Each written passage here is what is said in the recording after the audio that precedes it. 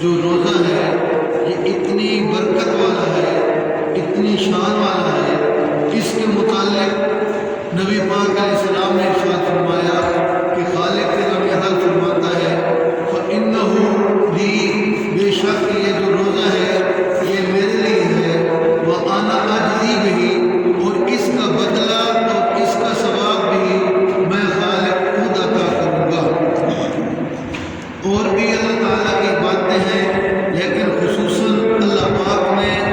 روزے کا فرمایا کہ یہ میرے لیے ہے، کیونکہ اس میں فقط بندہ اللہ کی رضا کی خاطر سارے کام کرتا ہے اور اس میں کچھ بھی ریا نہیں ہوتا۔ نبی پاک علیہ السلام نے ارشاد فرمایا کہ جو بندہ روزہ دار ہے اس کے لیے دو خوشخبریاں ہیں۔ ایک خوشخبری